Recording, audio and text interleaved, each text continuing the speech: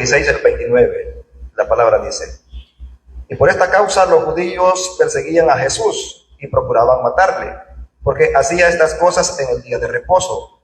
Y Jesús le respondió: mi Padre hasta ahora trabaja y yo trabajo. Por esto los judíos aún más procuraban matarle, porque no solo quebrantaban el día de reposo, sino que también decía que Dios era su propio Padre, haciéndose igual a Dios. Respondiendo entonces Jesús y les dijo: de cierto os digo, no puede el Hijo hacer nada por sí mismo, sino lo que ve hacer al Padre, porque todo lo que el Padre hace, también lo hace el Hijo igualmente. Porque el Padre ama al Hijo y le muestra todas las cosas que Él hace, y mayores obras que éstas le mostrará. De modo que vosotros os maravilléis, porque como el Padre levanta a los muertos y les da vida, así también el Hijo los que quiere da vida.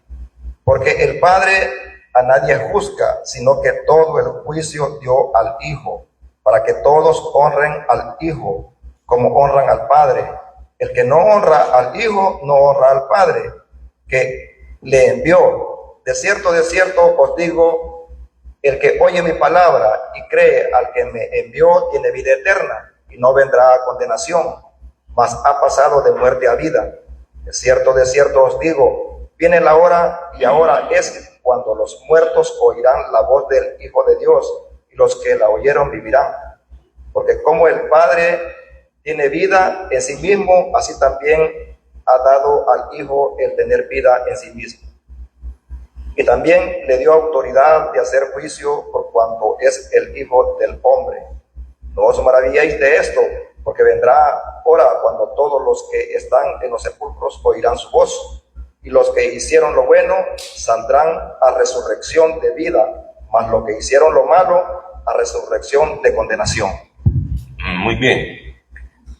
Estamos en el capítulo 5 del Evangelio según San Juan, ¿verdad?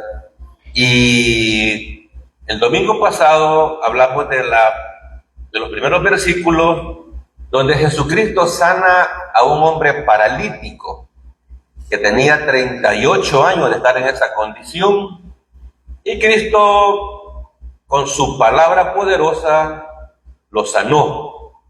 Le dijo: levántate, toma tu lecho y anda. Y el hombre caminó. Entonces el hombre recogió su camilla donde se acostaba y se fue para la casa. Pero los líderes religiosos de esa época dijeron que andaba trabajando. Le preguntaron que quién le había dicho que cargara esa camilla, ¿verdad? Y estaban muy molestos. Obviamente estos eran religiosos, ¿verdad?, de la religión del judaísmo, la religión que asesinó a Cristo Jesús, y que eran extremadamente legalistas, y que ellos consideraban que era pecado que él cargara la camilla, y también consideraban que era pecado sanar en día sábado. Entonces Cristo, después de esa sanidad, ¿verdad?, él da un discurso. Este es el tercer milagro que aparece en el Evangelio de Juan. En el primero, Cristo convirtió el agua en vino, ¿verdad? Luego sanó al hijo de aquel oficial romano, ¿verdad? Lo sanó a distancia. Pero este milagro es distinto porque hace la sanidad, ¿verdad? Pero luego da un discurso. Y en el discurso, obviamente, él habla de su deidad, que él es Dios. Porque el Evangelio de Juan, él enfatiza eso. Es un libro de alta cristología, se le llama, porque en muchos pasajes Cristo va a decir que no es simplemente solo el Hijo de Dios, sino que Dios se había hecho carne y había venido a visitar al ser humano. Es más que visitar, había venido a morir por todos los pecados de todas las personas de todos los tiempos. Fíjense qué grande es esa redención, ¿verdad? Que él murió aún por los seres humanos que lo van a despreciar. ¿Me entendió? O sea, todos los pecados de todas las personas que han existido en la humanidad ya fueron castigados en el cuerpo de Cristo. La diferencia es que usted ha creído eso y la gente que está allá afuera no lo cree. Cree que tener una relación con Dios es asistir a una iglesia.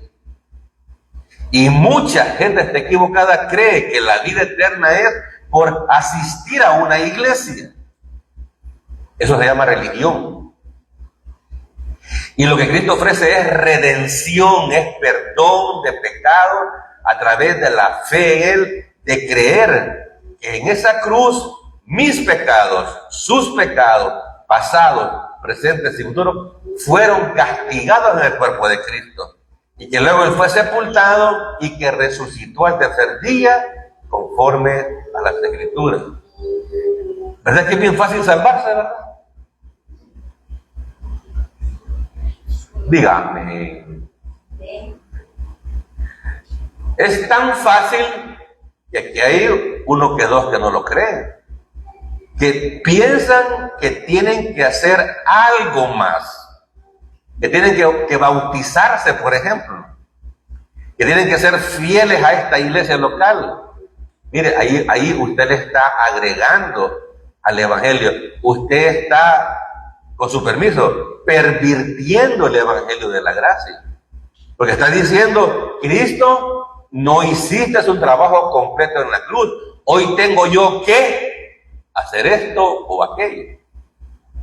No, todo el trabajo de la salvación, de principio a fin, lo hizo Jesucristo. Entonces, repito, después de la sanidad del paralítico, hay un diálogo de Cristo con los líderes del judaísmo. Dice Juan 5, 16, 17. Por esta causa los judíos perseguían a Jesús y procuraban matarle, porque hacía estas cosas en el día de reposo. Y Jesús les respondió: mi Padre hasta ahora trabaja y yo trabajo. Cristo, siempre que hablaba con los religiosos, elegía muy bien las palabras. Dice: por esta causa los judíos en este versículo no era cualquier persona del pueblo, eran los líderes del judaísmo, la única religión que existía en Israel. Es más, las demás naciones alrededor sabían que el Dios de Israel era un Dios poderoso, porque habían oído que muchos años atrás Él había abierto el Mar Rojo y los israelitas habían pasado en seco en medio. Eso lo sabía Rahab de Jericó, ¿verdad? Y cuando Rahab le dice eso a los espías, habían pasado unos 50 años de ese evento. Aquí ya habían pasado más de 1000 años. Pero la gente sabía que el Dios de Israel era poderoso. Entonces, estos judíos, estos líderes, habían corrompido la religión del judaísmo en ese tiempo. A tal grado que vimos en el capítulo 2 que habían hecho un mercado. Ahí cambiaban monedas, ahí vendían palomas, vendían ovejas y vendían hasta bueyes, hermano. Porque el pecado del cliente era muy grande, tenía que ofrecer un buey en sacrificio. Y era un mercado, según dicen algunos comentaristas, que movía muchísimo dinero. Muchísimo dinero. Habían pervertido la religión. Por eso Cristo vino en el momento exacto. Entonces, por esta causa los judíos, perseguían a Cristo. ¿Para qué? Para matarle. Eran asesinos. Oye bien, y según ellos, obedecían los 10 mandamientos que Dios le había dado a Moisés. Pero ahí está: no matarás. Entonces, ¿te das cuenta? Estos eran religiosos hipócritas. En todas las religiones, en todas las iglesias, hay gente hipócrita. Aquí tratamos de decirle: mire, ejerza la fe en Cristo Jesús, sálvese por gracia. Aquí no le exigimos que la gente tenga una vida santa para salvarse, de ninguna manera. Nadie se salva por una vida santa, aunque Dios quiere que seamos santos en nuestra vida práctica. La salvación, dijimos mañana, la justificación es por la fe sola. Y ese es un evento que ocurre en un momento en el tiempo. Así como alguien nace, cuando nace físicamente, es un evento. Pero el crecimiento del niño es un proceso. Así es también la vida cristiana. Que todo creyente responsable debería estar creciendo día a día, mes a mes, ¿verdad? Año a año, en la gracia y en el conocimiento del Señor Jesucristo. Entonces, estos individuos eran unos farsantes. Hermano, yo tengo más de 25 años de ser evangélico, quizás más. Ya llego a los 30, no sé, yo perdí la fe. Pero si alguien me preguntara, mire, yo usted ha visto gente hipócrita en las iglesias. Yo estuve en dos iglesias. Una iglesia bautista y una iglesia independiente. Óiganme, a la gente le gusta la religión. A alguna gente le gusta fingir que tiene apariencia de piedad para que la consideren buena. Mire, nadie se salva por tener apariencia de piedad. La salvación, la vida eterna es por la fe sola en Cristo solamente, creer que Cristo pagó en la cruz todos nuestros pecados y ya no vamos a ir a pagar al infierno por nuestros pecados personales. Los incrédulos sí, ellos tienen una deuda con Dios. Como no aceptaron al Redentor, ¿verdad?, que pagara sus pecados, van a ir a pagarlos ellos al lago de fuego y azufre. Dije hace poco, preparado para Satanás y sus ángeles. Entonces, ¿por qué lo perseguían para matarlo? Porque hacía estas cosas en el día de reposo. ¿Acaso era malo hacer lo bueno en el día de reposo? Claro que no. Claro que no. Y Jesús respondió, mi Padre hasta ahora trabaja y yo trabajo. Nuestro Padre Celestial está activo cada día de nuestra vida, hermano. ¿Por qué? Por esto, hermano. Como el Padre no deja de estar activo, sosteniendo el universo en el día de reposo, tampoco lo está el Hijo de Dios. Nuestro Dios no hizo el mundo y lo abandonó, como creen algunos, no. Él sostiene. Mire, con tanta gente mala, los países tienen suficiente armamento, hermano, para destruir este mundo en un segundo, en 30 minutos. Con tanto líder de países con problemas de conducta, puede decirlo. ¿Sí? Entonces Dios sostiene la tierra, el universo, porque va a llegar un día cuando Él venga por su iglesia. Él trabaja todos los días.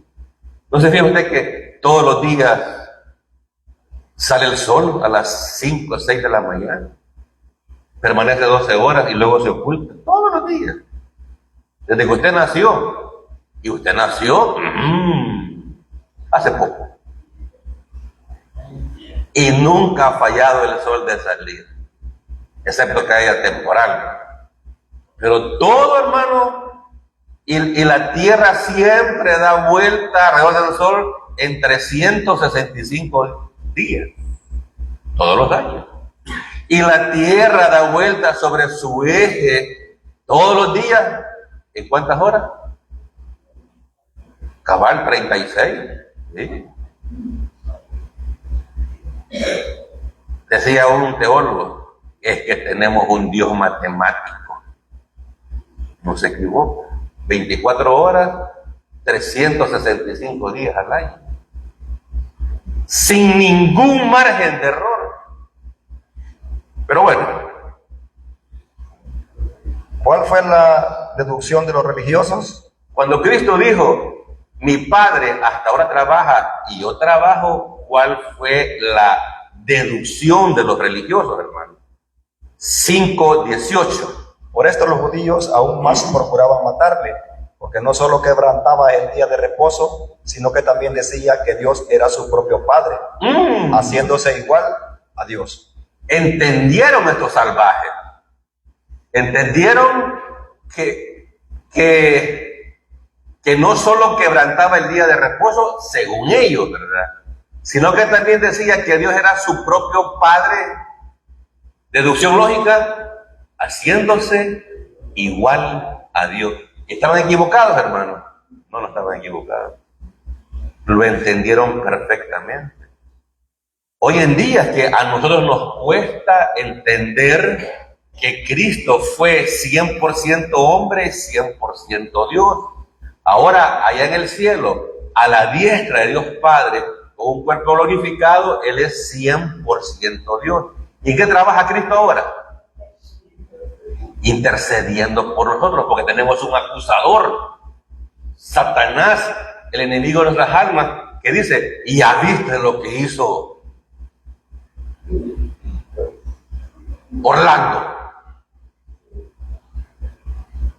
Sí, señor, Orlando tiene el problema de puntos suspensivos, pero ya yo morí por eso. Sí, señor, Orlando así es, tú lo conoces, pero yo ya morí, ya derramé mi sangre por eso.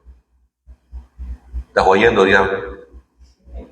¿Ah? No, Orlando, no. El acusador de Orlando, el que acusa a Orlando. Ahí tenemos abogado perfecto, ¿verdad? Él es nuestro abogado, dice Primera de Juan. Sí, señores, sí, es cierto, lo hizo, pero ya ese pecado fue castigado en la cruz. No estoy animando a que ustedes, hermanitos, vivan desordenadamente, no, cuídese. Es muy bueno todos los días hacer la voluntad de Dios. Oímos en la mañana, es bueno morir, considerarnos muertos al pecado, pero vivos para Dios. Porque todos los días vamos a tener esas sensaciones, esas tentaciones de hacer algo que a nuestra carne le apetece, ¿verdad? Entonces, ellos dedujeron muy bien, este se está haciendo igual a Dios. La acusación era que Jesucristo proclamara que Dios era su propio Padre. Los judíos lo interpretaron como un pecado muy grave o blasfemia. ¿Se acuerdan que en el juicio cuando lo acusan, no lo acusan de esto? ¿Se acuerdan de qué lo acusan? No. Este dijo que iba a derribar el templo y que en 3 días lo iba a edificar. Eso es más adelante, cuando lo acusan. ¿Y de qué templo hablaba, hermano? De su cuerpo. Ellos pensaban que el templo religioso. Y ocurrió eso, hermano. Edificó el templo después que él murió. Sí, resucitó. Si no, hermano, si no hubiese resucitado, apaguemos la luz y vaya a su restaurante preferido. De varios estamos aquí reunidos. Muy bien. Este versículo confirma que los judíos entendieron al instante las palabras de Dios. Hijo en el sentido de haber afirmado ser Dios. Otra vez. Este versículo confirma que los judíos entendieron al instante las palabras de Dios Hijo, en el sentido de haber afirmado ser Dios. Sí, Él lo afirmó con sus labios. Mi propio Padre trabaja hasta ahora. Juan, ahí que tenemos un diagrama. Dios es uno. ¿De qué nos acusan los unitarios, hermano? Hay una religión que les dicen amablemente unitarios porque para ellos solamente Jesús es Dios. Ellos no creen en Dios Padre, no creen en Dios Espíritu Santo. Dicen, esos son nombres. No, son personas. Que Dios, para acercarse al ser humano, en el Antiguo Testamento, Él se manifestó como Dios Padre, como Jehová Dios, como Jehová de los ejércitos, como Yahweh, que es el nombre real de Dios, no es Jehová, es Yahweh o Yahvé, como dicen otros, ¿verdad? Entonces, Dios se acercó al humano como Yahweh en el Antiguo Testamento. Habla con él, habla con Moisés en el monte Sinaí. Pero luego, en el Nuevo Testamento, Dios se presenta como Dios Hijo a través de Jesucristo, ¿verdad? En los 4 evangelios. Y luego que Cristo asciende a los cielos, Dios se revela como Dios el Espíritu Santo. Es un solo Dios. Es un solo Dios. Y cuando usted puso la fe en Cristo Jesús, Cristo vino a vivir en su vida a través del Espíritu Santo. Pero dice Pablo en 1 Corintios que su templo es, que su cuerpo es templo y morada o casa del Espíritu Santo. Entonces, mire hermano, esa es la distinción entre usted y un no creyente. Oye bien, mucha gente que va a iglesia, si usted le pregunta si tiene el Espíritu Santo, le va a decir que no o que no sabe. Entonces es un inconverso, hermano. O sea, no ha nacido de nuevo, no ha sido regenerado, no ha sido colocado en el cuerpo de Cristo, ¿verdad? Entonces todo creyente verdadero, su cuerpo es la casa del Espíritu Santo. Y eso, hermanos, yo no puedo tocarle versículos porque son cosas ya de dominio público, pues, que se repiten a cada rato en esta iglesia. Entonces, el punto clave de su vida cristiana es cuando pone la fe en Cristo, ese evento, ahí usted nace de nuevo. Allí usted es habitado por el Espíritu Santo, es sellado, según Efesios 1, es regenerado, nace de nuevo, y es bautizado, como vimos en la mañana, es colocado en el cuerpo de Cristo, es bautizado en el cuerpo de Cristo, es metido en el cuerpo de Cristo. Yo no tengo más palabras para explicarle. Esa es la doctrina de la identificación, que morimos, fuimos co-sepultados y co-resucitados con Cristo. Bah, creo que usted me entendió. Es uno de los discursos. Juan 5, 17, 23 es uno de los discursos cristológicos más sobresalientes en la Biblia. Jesús hace aquí 5 afirmaciones de su igualdad absoluta con Dios. En todo el discurso, en esta cita, Cristo hace 5 comparaciones de Él con Dios el Padre. Si quieren, noten las citas. En el primero, Cristo se hace igual a Dios en su persona, ¿verdad? Él dice más adelante, yo y el Padre uno somos. Cristo se hace igual a Dios en sus obras. Lo que hace el Padre, lo hace Él. Cristo se hace igual en poder y soberanía. Así como Dios Padre da vida, también Cristo da vida al que quiere. También Cristo es igual a Dios en juicio. Pero dice el versículo 22, que Dios el Padre le ha dado todo el poder a Cristo para que haga el juicio. Quien va a enjuiciar a los no creyentes en el trono blanco va a ser Cristo Jesús. Y por último, Cristo es igual a Dios en honra. El que honra al Padre, dice la palabra, que honre también al Hijo. Muy bien. Juan 5:19. Respondió entonces Jesús y les dijo, de cierto os digo, no puede el Hijo hacer nada por sí mismo, sino lo que ve hacer al Padre, porque todo lo que el Padre hace, también lo hace el Hijo igualmente. Bien. Hermano, el lenguaje de Juan 5 no es fácil. Es un lenguaje sumamente doctrinal, ¿verdad? Lo más importante de todo esto es que dice, aquí está hablando Cristo. Hay algunas Biblias que las palabras de Cristo aparecen en letras rojas. No son la mayoría, pero algunas Biblias son muy buenas porque aparecen en letras rojas las palabras del Señor.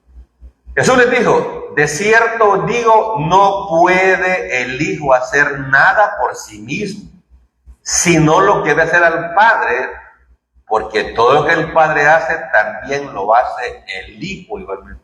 ¿Qué significa, hermano? Que el poder que tiene el Padre es el mismo poder que tiene el Hijo, son iguales. Allá en Juan 10 va a decir, yo y el Padre, uno somos. Más contundente imposible, hermano. ¿Verdad? Dios Hijo solo hace aquellas cosas que coinciden con todo lo que Dios el Padre hace. Jesucristo dio a entender de este modo que el único que puede hacer lo que el Padre hace debe ser también grande como el Padre. Sí. Fíjense que los teólogos, para que uno entienda, a veces dicen la primera persona de la Trinidad, o la segunda persona, o la tercera, pero no es, le digo por si alguna vez usted lee algún libro de doctrina, pero no es que haya una categoría, no, sino que es primero, porque primero aparece Jehová en la Biblia, luego Cristo, luego el Espíritu Santo, y ellos son coiguales. Ninguno de los tres es mayor que el otro, pero para un lenguaje doctrinal, así dicen ellos, en vez de decir Cristo, dicen la segunda persona, dicen ellos. Pues alguna vez usted lee algún libro doctrinal. Vamos a Juan 5:20 entonces. Porque el Padre ama al Hijo y le muestra todas las cosas que Él hace, y mayores obras que éstas le mostrará, de modo que vosotros os maravilléis. ¿Ha leído usted el Antiguo Testamento? ¿Se recuerda de alguna obra maravillosa que haya hecho Dios Padre en el Antiguo Testamento? Hay muchas. ¿Ya? Y ahí se ve el poder de Dios en toda su grandeza. Imagínate el diluvio, el derramamiento de fuego sobre Sodoma y Gomorra, cuando abrió el Mar Rojo, y luego también cuando entró Israel a la tierra prometida, abrió el río Jordán y entraron los judíos a la tierra prometida. Dios intervenía en las guerras de Israel y a veces hacía llover granizo sobre el enemigo.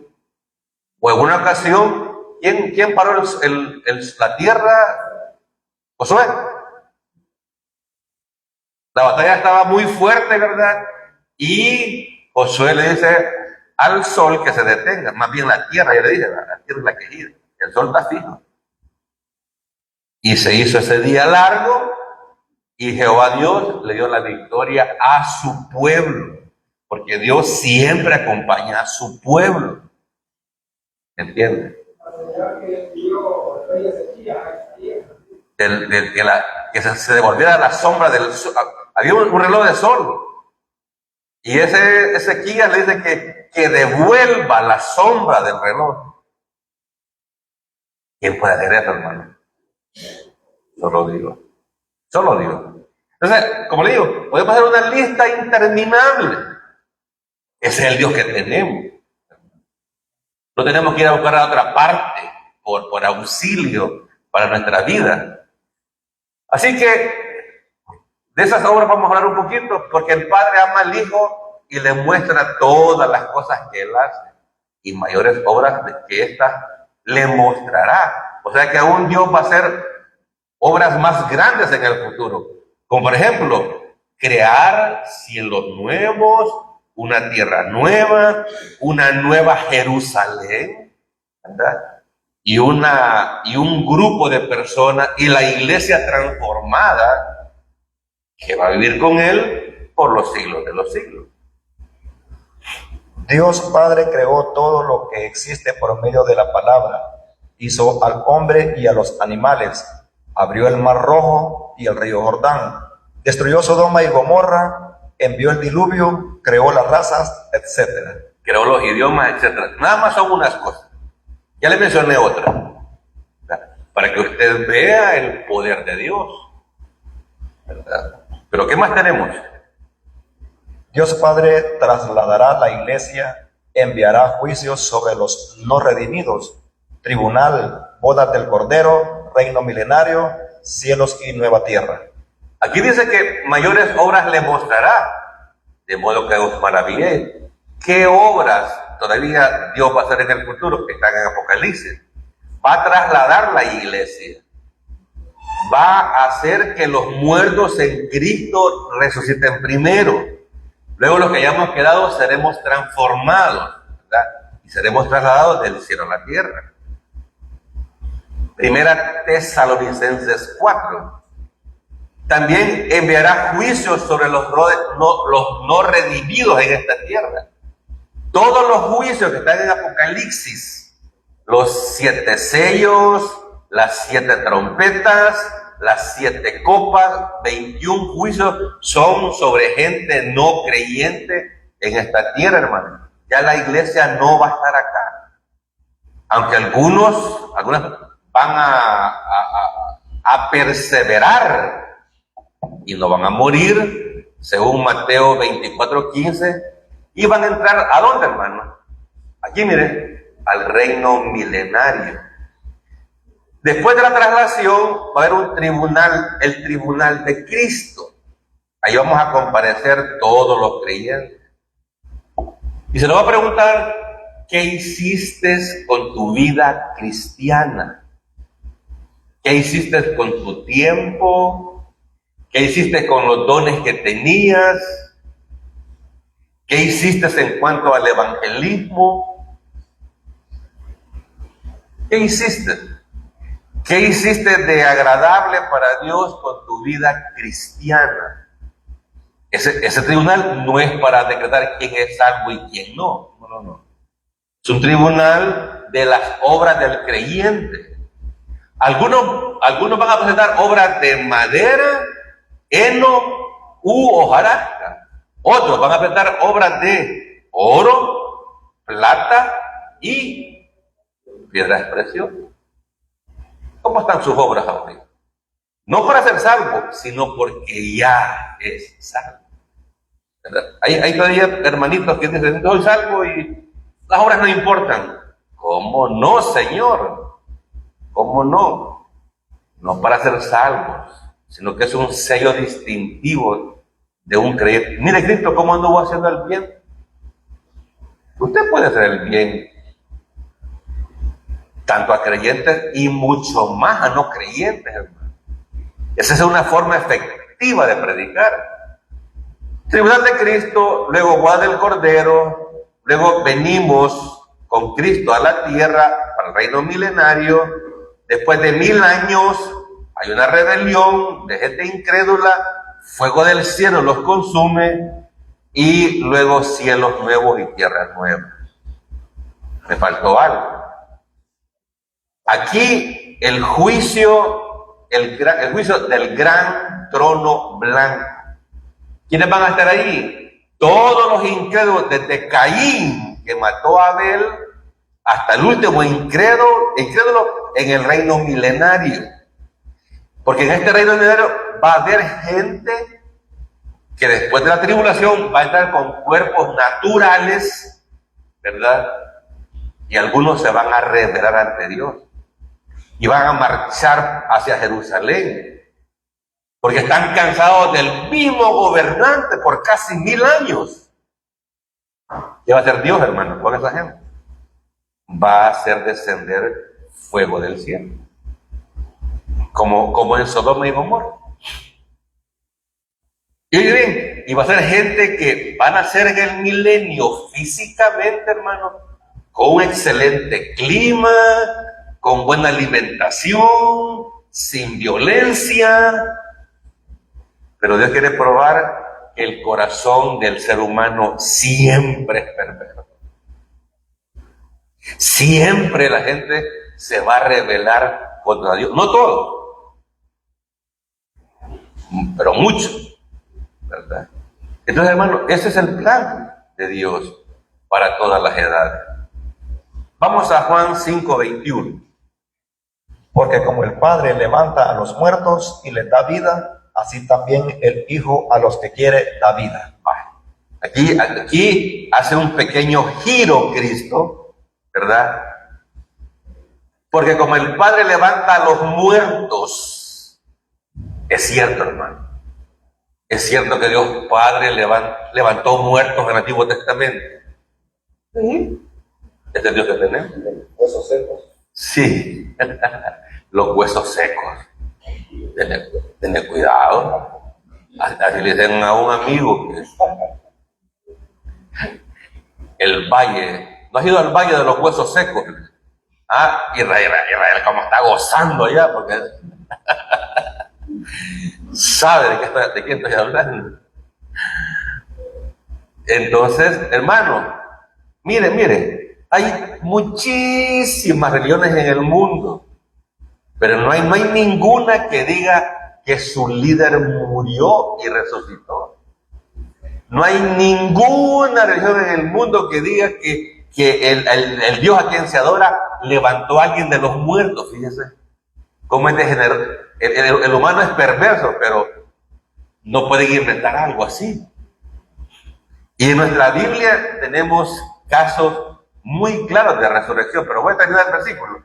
Porque como el Padre levanta a los muertos y les da vida, así también el Hijo a los que quiere da vida. Mire, fíjese primeramente. Dios Padre resucitó al hijo de la viuda de Serepta, Elías, al hijo de la Sunamita, Eliseo, y el que revivió al tocar los huesos de Eliseo.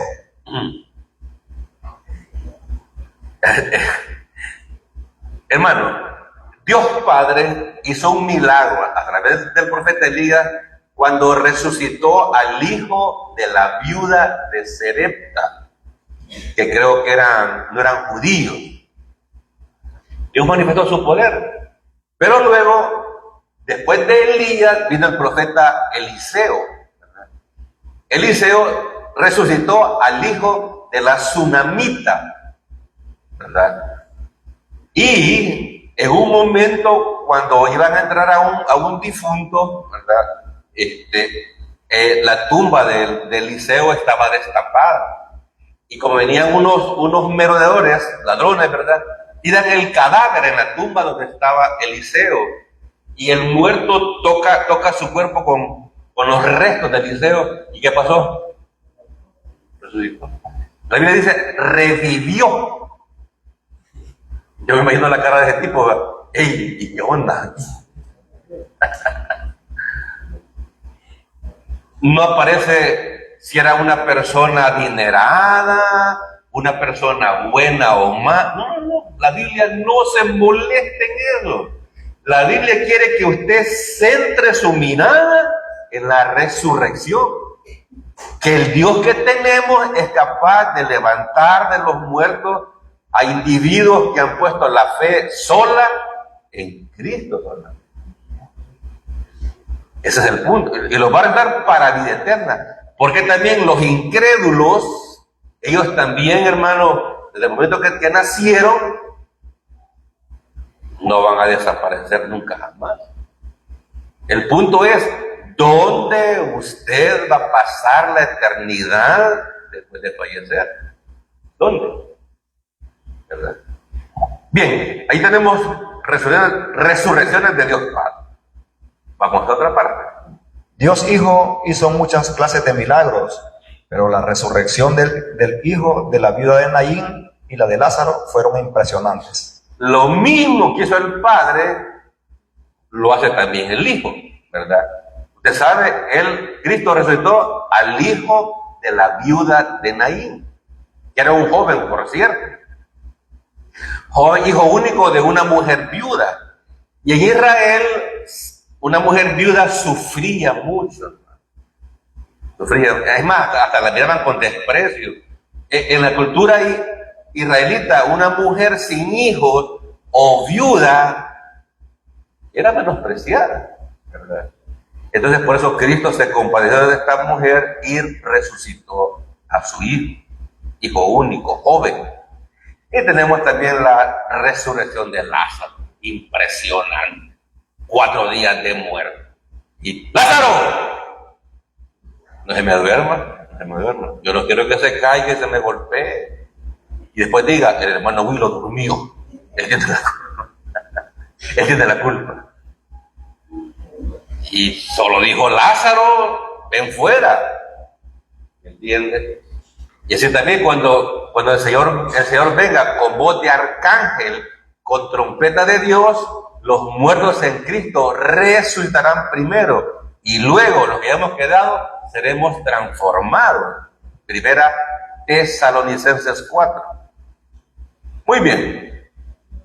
Dios Hijo quiere darle vida eterna a todas las personas, pero Él solo justificará a aquellos que ejerzan la fe en Él como Redentor. El versículo también aplica para gente incrédula, porque como el Padre levanta a los muertos y les da vida, así también el Hijo a los que quiere dar vida.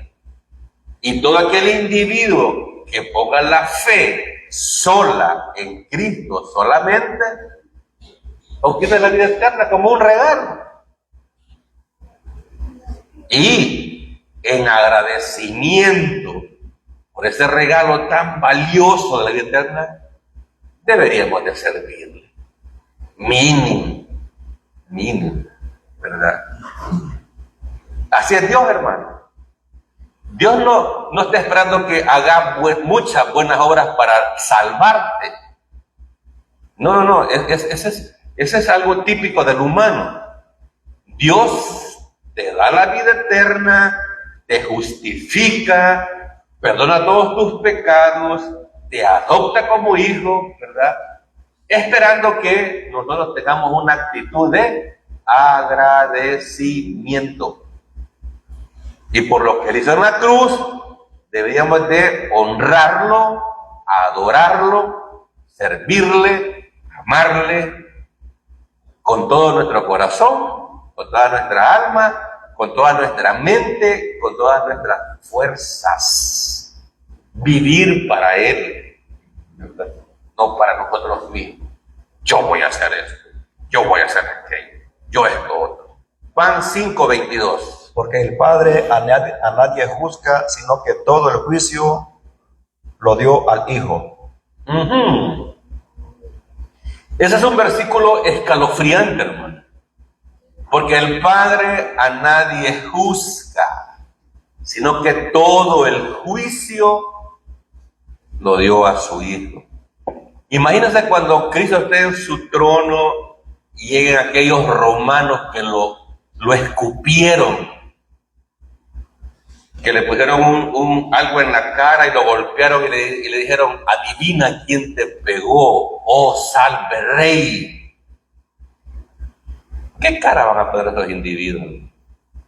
Aquel hombre que le metió la lanza en un costado a Cristo Jesús. Mejor aquel romano, cuando vio que el sol se opacó, dijo, verdaderamente este es el Hijo de Dios. Estaba solamente de guardia, pero vieron un montón de romanos que maltrataron a Cristo Jesús. Los judíos no lo hicieron porque no les era permitido. Ellos fueron los autores intelectuales, los judíos, los que vimos acá. Pero los romanos lo agarraron al Señor, lo golpearon, lo escupieron, le jalaron la barba, le pusieron una corona de espinas, lo maltrataron, lo insultaron, lo golpearon. ¿Y qué les había hecho? Nada. Nada. Él era el Cordero, manso y humilde. Ahí ve usted cómo es el corazón de perverso. Nada. Ellos sabían que Cristo había multiplicado los panes, había resucitado muertos, había sanado muchas personas, había exorcizado a muchas personas y sacado los demonios de afuera. Solo hizo el bien. Y también le hizo el bien a romanos, como vimos en el milagro anterior, al hijo de aquel oficial, era un romano. Al centurión de Mateo 8, también le sanó al siervo que tenía. Cristo fue bueno con todo el mundo. Pero, repito, el corazón humano es perverso. Pero dice la Biblia, le dice Pablo a Timoteo, Timoteo, ten cuidado de ti mismo. ¿Entiendes?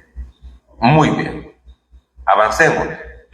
El presente Salvador será el futuro juzgador. El presente Salvador de los incrédulos, si no se convierten, va a ser su juzgador. ¿Qué dice Romanos? Miren lo que dice Romanos 2, del 14 al 16. Porque cuando los gentiles que no tienen ley hacen por naturaleza lo que es de la ley, estos, aunque no tengan ley, son ley para sí mismos, mostrando la obra de la ley escrita en sus corazones, dando testimonio su conciencia y acusándoles o defendiéndoles sus razonamientos, en el día en que Dios juzgará por Jesucristo los secretos de los hombres conforme a mi evangelio. ¿Cómo van a ser juzgados los hombres? Conforme a mi evangelio, dice Pablo. Una pregunta que hace mucha gente, mira hermano, y aquellos mayas, y los aztecas, y los pipiles que vivían aquí en el oriente de El Salvador, como el nombre bien feo, pipiles, ¿verdad? Hoy dice que somos lencas. La gente, los historiadores, ¿verdad? Y mire hermano, y esa gente que no oyó de Cristo, ¿se va a salvar o se va al infierno? ¿Usted qué piensa? Dice la Biblia que esas personas tienen la obra de la ley escrita en sus corazones, tienen conciencia, saben perfectamente lo que es bueno y lo que es malo. Entonces, ¿quién va a tomar la decisión? Es Dios. Él conoce el corazón de cada ser humano. No estoy diciendo que todos van a ser salvos, ni que todos van a ser condenados, ¿no?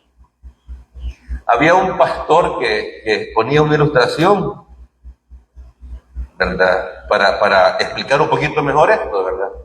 Decía él, se ha comprobado que en las selvas de Brasil, en las Amazonas, en un tiempo habían caníbales que comían carne humana, ¿verdad?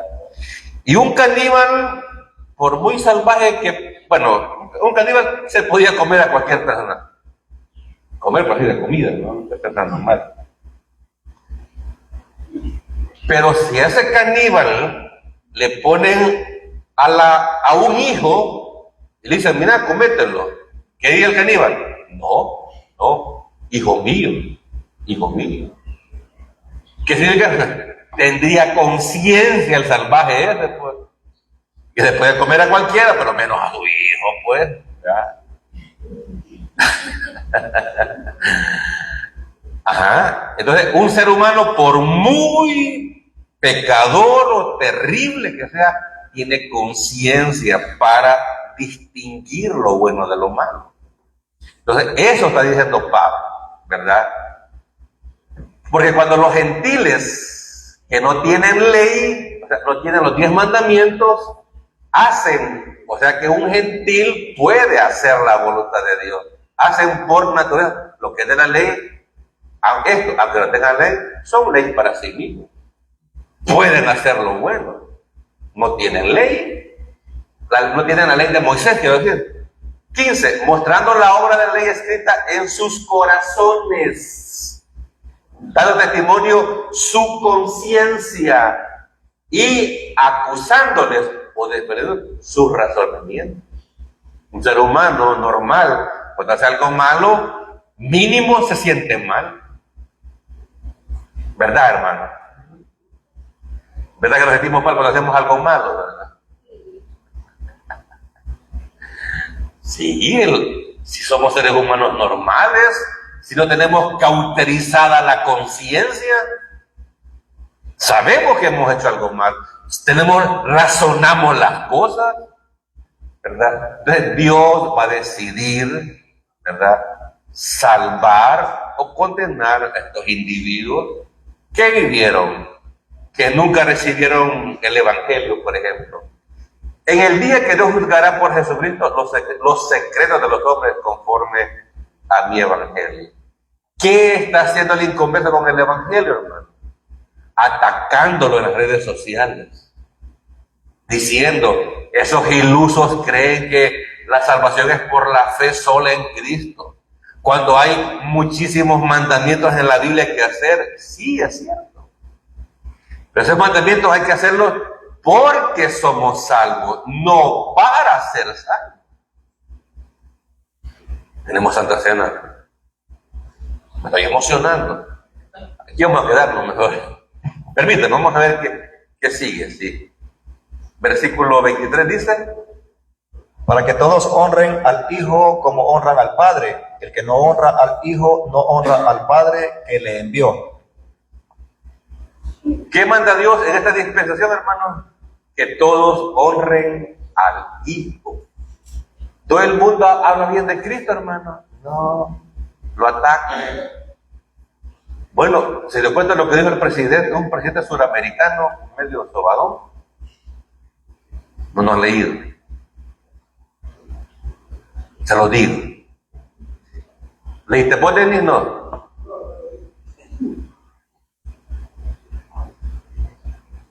Dijo, no, ahí lo leen, ahí cuando llegan a casa lo buscan en Google.